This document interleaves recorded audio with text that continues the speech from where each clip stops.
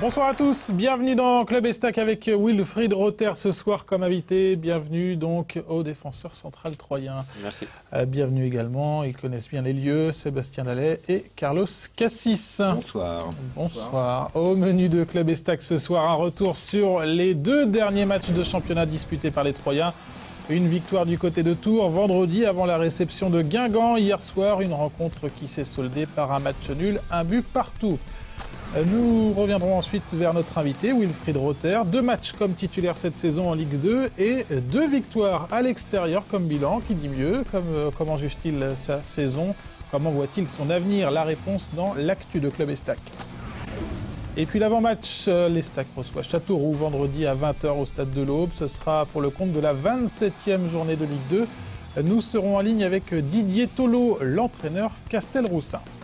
Mais on commence donc par le dernier match en date, cette rencontre face à Guingamp hier soir. Score final, 1 but partout. Est-ce que c'est un score logique pour vous, Wilfried? Vu du match, je pense, ouais, mais c'est dommage qu'on avait ouvert le score. On avait fait le plus dur. Avec ce but de Caceres. Voilà, on avait été réaliste, mais bon, après on s'est fait surprendre en deuxième mi-temps. Mais bon, je pense que sur l'ensemble du match, il n'y a pas trop ouais, y a rien à dire, je pense. Qu'est-ce qui a manqué pour remporter ce match, à votre avis? Un peu de fraîcheur, parce qu'on avait déjà joué vendredi. Et puis, non, ouais, un peu de fraîcheur, mais c'est dommage. Comme je l'ai dit, on a été réaliste. Sur la première occasion, on a marqué. Et puis, dans ces périodes-là, quand on enchaîne les matchs, il faut savoir bien gérer. Voilà, bien gérer. Et même si on joue pas très bien, il faut savoir gagner sans être bon. Et moi, c'est dommage qu'on ait pris ce but. Mais bon, notre série continue. Et voilà, ça fait combien 4 ou 5 matchs qu'on est invaincu, donc c'est bien. Une belle série par les Troyens, Seb, vous étiez au match hier soir. Une belle équipe de Guingamp aussi, il faut le noter. Ouais, belle équipe de Guingamp, mais l'analyse très juste de Will, je pense que c'est exactement ça. Première action, premier but au bout d'un quart d'heure de jeu, il n'y avait pas eu de frappe, en tout cas aucune occasion de 3. Voilà, un match pas d'un très très haut niveau, pas beaucoup de rythme. Après, une équipe de Guingamp physiquement au-dessus, voilà, qui mérite son égalisation. Avec un très bon Anthony Knokert, le buteur. Ouais, il m'a fait peur les premiers ballons qu'il a touchés. Je trouvais qu'il se la racontait un peu, mais ouais, c'est vrai qu'il a été bon. Mais bon, un match, pas un gros match. C'est dommage de ne pas avoir récupéré les 3 points. Et en tout cas, on peut se rendre compte d'une chose, c'est qu'il est difficile de gagner 15 matchs d'affilée. C'est déjà important de ne pas avoir perdu le match. 1 point, c'est mieux que rien. Et puis ça va être très très difficile. Bon, on verra ça pour l'avant-match, pour le prochain match, parce que quand on a 2 matchs consécutifs à domicile, c'est toujours bien de commencer par une victoire. Et là, ça peut mettre de la pression supplémentaire pour l'Estac pour gagner ce week-end. On verra ça dans l'avant-match contre Châteauroux, donc vendredi soir au stade de l'Aube. À propos de ce match face à Guingamp, on va écouter le coach troyen, Jean-Marc Furlan. Il est au micro de David Mutel en conférence de presse d'après-match. C'est quand même positif parce que voilà, c'est un match équilibré que l'on peut gagner mais que l'on peut perdre aussi, parce qu'on a une belle prestation très athlétique et très déterminée de l'adversaire, avec une équipe très joueuse, une équipe aussi avec des bons joueurs collectivement. C'est une bonne équipe sur le plan collectif avec des bons techniciens. Voilà, on prend 3 points à Tours, on en prend 1 ici. Si c'était l'inverse, on aurait dit parfait. Voilà, 4 points sur 2 matchs. Maintenant, on a un 3e match qui se profile extrêmement compliqué sur le plan athlétique. Ça va être compliqué. Voilà, c'est certes, on aurait souhaité faire une 4e victoire affilée, ce qui aurait été exceptionnel. La première fois depuis 20 mois que je suis ici. Mais c'est ainsi, le football est ainsi. Ah voilà, Seb, vous avez donné des cours de communication à Jean-Marc Furlan. Non, mais que voulez-vous, quand on sent le football, on sent le football. Non, juste le petit truc que je voulais rajouter, c'est que on se rend compte que c'est compliqué pour plusieurs équipes, et les Stacks notamment, c'est d'enchaîner les matchs comme ça quand il y en a 3 dans une semaine. C'est rare que les Stacks puissent réussir à faire la passe de droit. Après, comme dit très justement Jean-Marc, tu gagnes à Tours, tu fais match nul chez toi, bon voilà, c'est pas si mal, quoi. Bon, avant la réception de Guingamp, il y a eu cette victoire du côté de Tours, 2-0 vendredi. C'est une victoire heureuse ou méritée? Wilfried, vous étiez dans le groupe. Je dirais, ouais, un peu heureuse parce que bon, Tours a une bonne équipe, ils nous ont mis pas mal de pression. On a réussi aussi à marquer sur notre première occasion, pareil que contre Guingamp. Et puis après, on a fait bloc, et puis non, on a bien défendu, on a très bien défendu.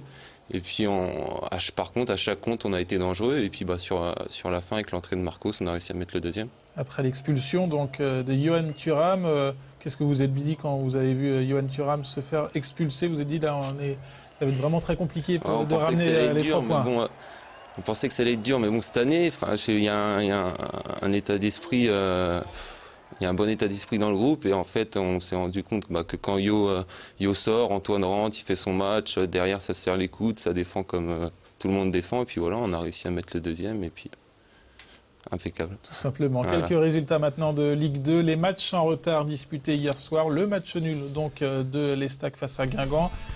Clermont n'y arrive plus, match nul à domicile 0-0 contre Arles-Avignon. La belle opération de la soirée est pour Monaco du côté d'Angers, pour Lens également du côté de Boulogne. Au classement, l'Estac rejoint Reims qui a un match en retard à domicile face à Laval. Bastia file en tête et Amiens est toujours bon dernier de cette Ligue 2. Wilfried, franchement, comment vous voyez la fin de saison troyenne, ce groupe troyen, vous le voyez où en fin de saison là? La fin de saison, elle est intéressante déjà et puis on pense déjà au maintien. Premièrement, donc faudrait le valider le plus tôt possible. Donc il doit nous manquer 4-5 points en gros. 3 points. Ouais, bon, on sait jamais. Il faut mieux en prendre un ou deux de plus. Et non, après on va jouer libéré. Et puis c'est vrai qu'on a une bonne carte à jouer. On a une bonne équipe, donc on sait jamais. On va essayer de titiller ceux de devant. On verra. Donc ça, d'ici la fin de saison, on dit ça chaque semaine. Hein, et le mot le plus important selon Jean-Marc Furlan, c'est la modération. On ne s'enflamme pas. Allez, on passe maintenant à l'actu de Club Estac.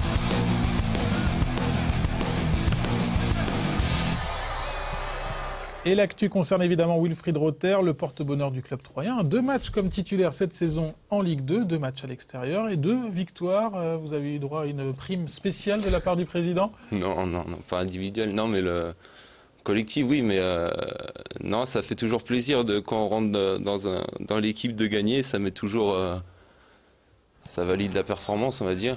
Et je pense m'être bien débrouillé dans les 2 matchs, en plus de matchs à l'extérieur. C'était du côté d'Angers, la première victoire à l'extérieur de la saison pour les Stacks, et puis du côté de Sedan dans le derby. Ouais. En championnat, ouais. Parce qu'on rappelle qu'il y a eu une victoire extérieure à Caen.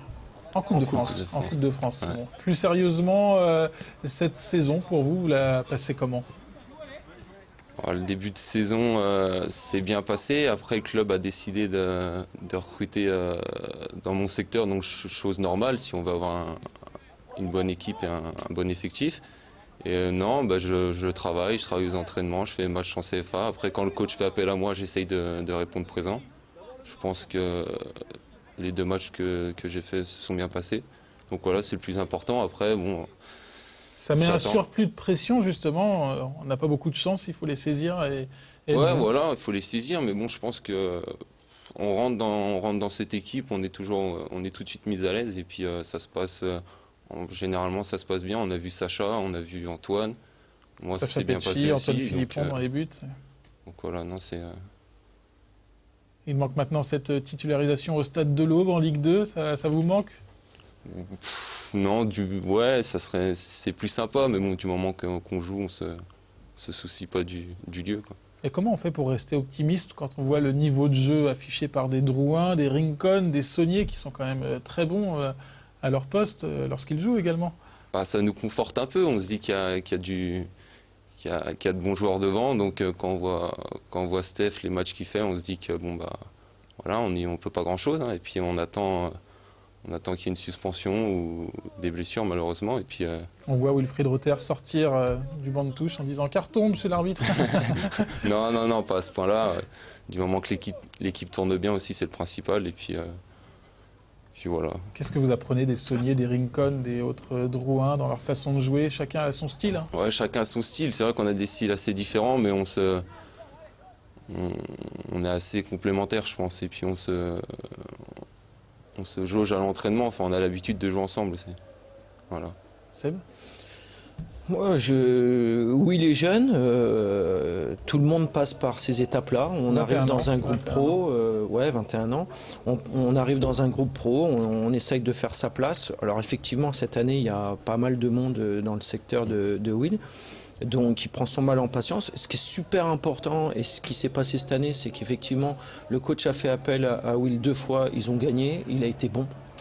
Donc en fin de saison, quand il y aura une réunion dans le bureau pour savoir comment ça va se passer, eh ben, en tout cas il aura les cartes en main pour dire bah voilà, moi je suis là à l'entraînement, je ne suis pas blessé, je m'entraîne, quand on fait appel à moi je montre que je suis présent. Donc c'est tout simplement une courbe normale d'un garçon intelligent qui apprend et qui cherche sans cesse à s'améliorer. Donc un jour, je le souhaite pour lui, c'est qu'il puisse avoir définitivement une place de titulaire. Mais c'est vrai que pour le moment, y a des joueurs un peu plus réputés qui ne faillissent pas, puisque l'équipe et tout le monde fait des bons matchs. Donc voilà, c'est le lot quand on arrive dans un groupe comme ça, mais c'est super intéressant pour la suite de sa carrière. On se dit, on aimerait bien jouer parce que le club fait un bon résultat. Mais on est là, on pousse, donc c'est bien, c'est ce qu'il faut. Dans quel domaine il faut que vous progressiez le plus vite possible, selon vous? À mon avis, il y en a beaucoup. Il faut demander au coach. Ça, je sais pas. On me reproche souvent la vitesse d'enchaînement, être plus rapide, voilà. Mais bon, après, ça se travaille en entraînement tous les jours, et puis voilà. Et vos points forts, s'il fallait les ressortir comme ça? Je pense qu'il y en a un, c'est le jeu de tête, et puis ouais, c'est surtout le jeu de tête. Histoire de marquer un petit but de temps en temps sur corner, on l'a vu notamment en CFA2 cette saison. C'est pas parce qu'on est grand qu'on est censé avoir un bon jeu de tête. Hein. C'est vrai. Et donc c'est quand même une qualité première. Tout ça pour nous rappeler votre but contre le Paris Saint-Germain, c'est ça? Non, pas du tout, parce qu'on parle de défenseurs. Il y a des défenseurs, moi j'ai connu des défenseurs grands qui sont nuls de la tête, quoi. Et si on peut mettre sa taille au service du talent et d'avoir un bon jeu de tête, c'est un plus pour un défenseur central comme Will. Le jeu de tête, donc entre les autres défenseurs centraux du club, avec qui vous préférez jouer? Oh non, il n'y a pas de préférence. Non, pas de réponse. Je vais me fâcher, c'est oh là non, déconnez pas. Non, c'est tous pareil, non, c'est pareil. Oh, mytho. Ouais. Un joueur comme Rincon, un Brésilien inconnu en tout cas en France, qui se fait sa place. Comment vous le voyez, ce joueur? Il est bon en tant que défenseur central? Oui, il est bon. Ouais. Moi, ce qui m'impressionne, c'est il est toujours calme, quoi. Il panique jamais, même dans la surface. Il panique jamais. C'est sa grande qualité, je pense. Et puis, il est rapide. Et voilà, non, c'est un très bon défenseur. De quoi vous inspirer? T'as l'impression d'apprendre, toi, en tout cas depuis le début de la saison, avec toutes ces recrues ou tous ces joueurs qui jouent à ton poste? Est-ce que t'apprends un peu... Sur chaque, en fait, il y a des choses que... Si, je pense avoir progressé aux côtés de Stephen, Rincon, il y a tout. On prend un peu de chacun, enfin, on essaye de prendre la qualité de chacun et puis de le faire aux entraînements. Je pense que Rincon, il est toujours calme. Drouin, c'est un mec qui va toujours au tampon, qui est toujours à fond. Donc voilà, on essaye de s'inspirer un peu de tout le monde, quoi. Et le fait que tu aies un coach qui ait joué à ce poste-là, est-ce que lui-même te donne aussi des conseils au quotidien? Oui, il nous donne quelques conseils et puis il nous demande aussi beaucoup de tenter aux entraînements. Comme les entraînements, si on se trompe, c'est pas très grave. Donc voilà, on essaye aux entraînements, on cherche la complémentarité avec le partenaire et puis voilà, on essaye de progresser. Un dernier mot sur votre avenir. Vous le voyez à l'Estac, malgré la concurrence, en tout cas aujourd'hui? Ouais, j'espère. Là, j'arrive en fin de contrat en fin d'année. Donc, je pense qu'on va bientôt discuter avec le club pour savoir l'année prochaine. Mais bon, ça me tracasse un peu, mais sans plus. Voilà, je suis à fond dans la saison et puis on verra bien ce qui se passera, quoi. Mais pour vous, aujourd'hui, le statut actuel de joueur de CFA2 qui donne un coup de main à l'équipe de Ligue 2 en cas de besoin, ça vous satisfait ou alors on en veut un peu plus? On en veut toujours un peu plus, surtout quand on a goûté au match de Ligue 2, quoi. Là, les 2 matchs m'ont vraiment donné envie d'y retourner le plus vite possible. Mais bon, j'attends mon heure, quoi. On verra donc la réunion avec le président, on vous donnera un petit micro pour savoir ce qui se passe. Ce qui l'évidence, c'est que Will a été formé bien sûr ici au centre de formation de l'Estac. C'est le régional aussi, puisque il a débuté à Cézanne, il est champenois, il est tout proche de Troyes, sa famille vit à Troyes, et voilà, c'est un enfant, c'est un Troyen maintenant, à temps complet.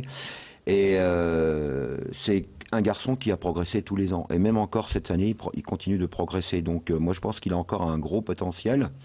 Et je pense que tôt ou tard, il aura plus grand-chose à envier avec ceux qui côtoient de manière parcimonieuse pour l'instant. Parcimonieux, voilà, parce que Will, c'est aussi un peu un cérébral aussi. C'est quelqu'un qui enregistre et qui fait pas souvent deux fois la même erreur. Et qui utilise donc le mot parcimonieux très souvent. Il est plus compliqué de percer jeune comme ça quand on est défenseur que attaquant. Parce qu'attaquant, il suffit de rentrer, de marquer ou d'être décisif. Voilà. On est décisif aussi défensivement, mais on ne le voit pas de la même façon. Donc c'est toujours plus compliqué. Le travail de l'ombre. Merci messieurs, c'est l'heure de tenter de remporter des places pour un match de l'Estac au Stade de l'Aube. On ne joue plus pour Châteauroux, qui se joue vendredi, mais pour Clermont désormais. L'affiche du 23 mars à 20h20 au Stade de l'Aube. Canal 32 vous offre 3 fois de place. Un tirage au sort parmi les gagnants. Il faut envoyer le mot club par SMS au 71 003. Donc Estac Clermont, 23 mars, 20h20. Place maintenant aux échos de l'Estac.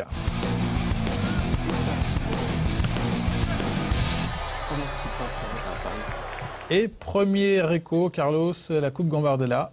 Oui, une grande affiche en tout cas, et on invite tous les supporters à être derrière les U19 de l'Estac qui rencontrent, là sont tombés sur le gros morceau, la grosse cylindrée de la catégorie. Champion de France en titre, avec de nombreux internationaux, le PSG qui n'a perdu qu'un seul match le 26 février dernier seulement. Ils viennent de gagner la 6-0 leur dernier match de championnat. C'est donc à 15h dimanche et c'est sur le terrain synthétique du complexe Henri Terré, complexe de l'Aube. Terrain tout temps, et l'entrée sera gratuite. On installera même une buvette, donc j'invite tout le monde bien sûr à venir soutenir les U19 qui auront bien besoin d'encouragement s'ils veulent imiter leurs aînés qui, je le rappelle, la saison dernière étaient allés jusqu'en demi-finale. Wilfried, vous êtes plutôt Paris 3 à vélo dimanche ou alors la Coupe Gambardella Non, la Coupe Gambardella, on va aller voir le match. Ça fait 2 ans maintenant que vous ne jouez plus en Coupe Gambardella, un petit pincement au cœur, notamment après ce parcours, cette demi-finale l'année dernière. Ouais, c'est sûr qu'on a des regrets, surtout notre génération. Je pense qu'on avait de bons joueurs, mais on n'a pas très bien réussi dans cette coupe. Bon, c'est pour maintenant, on l'espère, et ce match contre le Paris Saint-Germain. Les femmes maintenant invitées au Stade de l'Aube à l'occasion de la Journée de la Femme. Ah oui, et la Journée de la Femme qui a lieu ce 8 mars, et donc le lendemain, le 9, eh bien l'Estac fêtera, célébrera à sa manière cette Journée de la Femme en invitant toutes les femmes au Stade de l'Aube pour assister à la rencontre face à la Berrichonne de Châteauroux. Il faudra quand même que ces dames et demoiselles soient munies d'un billet pour pouvoir accéder au stade, et ce billet sera à leur disposition donc au guichet de la billetterie de l'Estac qui est ouverte de 13h30 à 18h30 et vendredi jour de match à partir de 10h jusqu'au moment du match. Et on finit avec le nouvel Estac Mag. Estac Mag, un numéro de mars très, très intéressant dans lequel figure justement Wilfried Rother. On va retrouver tout le parcours de Wilfried jusqu'à sa saison actuelle. Très intéressant. Et puis aussi très intéressant l'article qui est consacré à Thiago, un enfant dont le parcours est tout à fait remarquable, qui a démarré dans les favelas, joué pieds nus dans les bas-fonds de Rio de Janeiro. Vraiment, c'est un article très intéressant. On va découvrir la vraie personnalité de ce garçon, Thiago. Voilà. Et puis il y aura donc aussi le portrait d'un homme qui est très important à l'Estac, qui est le kiné, Aurélien Gauthier. Il y aura la fameuse page des légendes sur l'un des pionniers du football troyen, Émile Rummelart. Et puis le poster de Eloge Nzayamissi, les fiches de match, les jeux pour gagner des places. Tout ça donc dans Estac Mag. Merci. Ouais, chez tous les marchands de journaux et à la boutique de l'Estac. Moi, je peux avoir une petite précision. Est-ce qu'on dit Rother ou Rother? Rother. Rother. Ouais, mais en allemand, ça se dit Reuter. Oh, on va dire Rother alors. Carlos, il m'a égratigné l'oreille en disant Rother. On passe maintenant à l'avant-match. Ouais, Rother.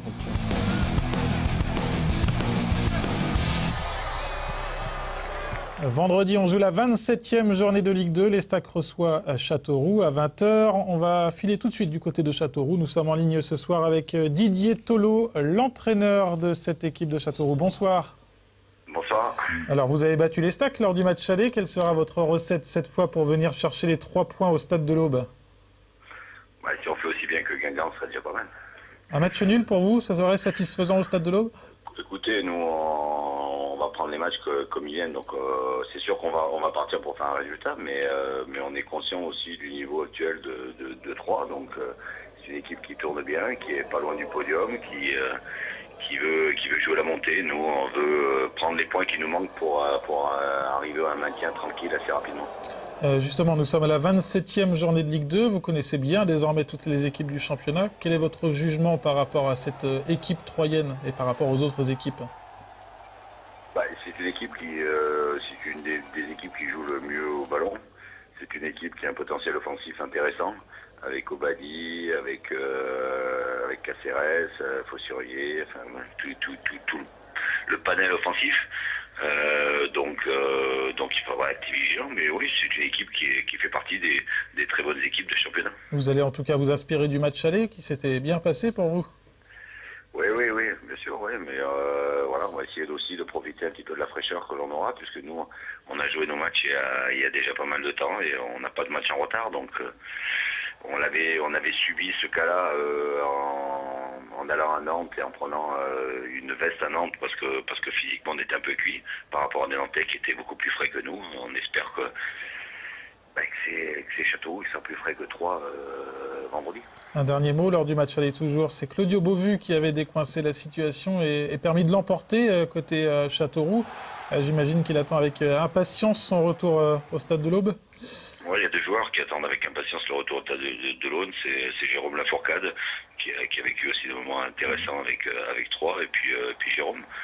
Et puis Claudio Beauvu, mais je crois que ces joueurs-là sont assez conscients que c'est uniquement par le collectif que l'on fera un résultat à 3. Jérôme Lafourcade qui avait marqué l'année dernière au stade de l'Aube. Je voulais savoir ce que Didier pensait justement de Claudio et de son fameux jeu de tête.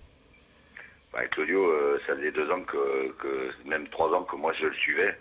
Et dès que j'ai vu qu'il y avait l'opportunité de pouvoir le prendre, j'ai tout de suite saisi l'occasion parce que je pense qu'il a un potentiel. J'ai un potentiel très très intéressant sur le jeu de tête, sur sa vitesse, sur ses percussions. Maintenant, je pense que c'est un joueur où il faut qu'il soit en confiance. Donc à Châteauroux, il est là. Je ne veux pas savoir ce qui s'est passé à 3, moi ça ne m'intéresse pas, mais c'est vrai que c'est un joueur qui nous fait du bien cette saison. Merci beaucoup Didier pour ces quelques minutes partagées avec nous. Et à vendredi donc pour ce 3 Châteauroux qu'on envoie à 20h au stade de l'Aube. À très bientôt. Au revoir. Un mot très rapide Wilfried sur cette rencontre, elle fait peur? Physiquement en tout cas? Ouais, physiquement elle fait peur parce que c'est le 3e match en une semaine. Donc voilà, il va falloir, comme nous a dit le coach à l'entraînement, il va falloir faire les choses simples. Il va pas falloir faire de fioritures et puis 1-0 ça suffit. 1-0 sur penalty à la 82e. Sachant que la simplicité, c'est ce qu'il y a de plus dur quand on est fatigué. Allez, très bien. Voilà, c'était juste une petite parole comme ça. Oui, je vous la donne. Pour le jeu. Il ne faudra pas jouer parcimonieusement. Hein. Non. Allez, c'est parti pour le jeu de Club Estac.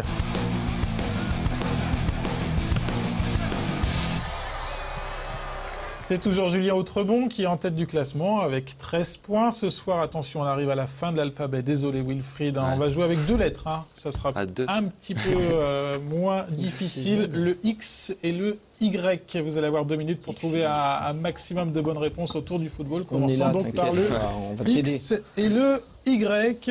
Vous êtes prêts? Allez, c'est parti. Top chrono. Un joueur actuel de l'Estac commençant par la lettre X. Xavier Thiago. Xavier Thiago, le prénom d'un joueur actuel de l'Estac. Le prénom d'un joueur actuel avec un Y. Y. Le prénom d'un joueur actuel de l'Estac. Johan Thuram, un joueur actuel du Real Madrid avec un X. X. Du Real. Du Real Madrid. Xavi Alonso. Xavi Alonso. Un joueur actuel du Barça avec un X. Xavi, c'est bon. Le prénom d'un champion du monde français avec un Y. Ah, avec un Y. Avec 1 un minute 28. Y. Johan. Thuram. Johan, non. Yann. Non. Il était titulaire en finale. Hein, le Snake, The Snake. Yuri. Yuri Djorkaeff, c'est bon. c'est Un vrai que- ancien joueur de l'équipe de France, dont le nom commence par un X. Un joueur sélectionné en équipe de France dans les années 80 Daniel, notamment. Daniel. Voilà. Son prénom Daniel, il a joué Coupe du Monsieur Monde Xu. 82, Monsieur 80. Xu. Monsieur Xu. On lui donne Allez, Daniel Zuereb. Zuereb, c'est bon. Zuereb. Un club évoluant en première division suisse, commençant par la lettre X. Ah oui. X. Ah oui, Xamax. Neuchâtel. Neuchâtel Xamax, c'est bon. Une nation au classement FIFA, peu importe laquelle, Avec un X. avec un Y. Ah, Y. Le Yémen, je sais pas. Le Yémen, c'est bon. Allez. Bravo. Un ballon d'or, commençant par la lettre Y. Y, ballon d'or. Oh, Y. un gardien de but Peut-être. Ah oui. Sans gants, Lev, sans Lev. gants. C'est un russe. Un russe, en Lev 1963. Yashin. Ouais, je crois. Lev Yashin.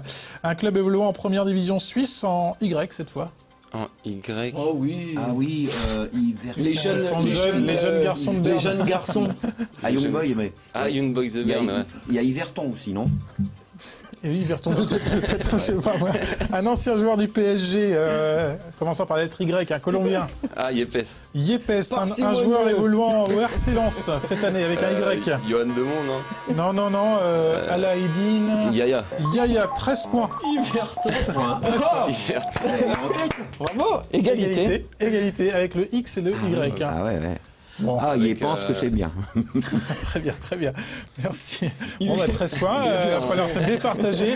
Les tirs au but avec Julien Autrebon. Merci en tout cas, Wilfried, pour votre venue sur le plateau. Merci Seb et Carlos. La semaine prochaine, un nouvel invité, une nouvelle émission. À très bientôt sur Canal 32 pour Club Estac.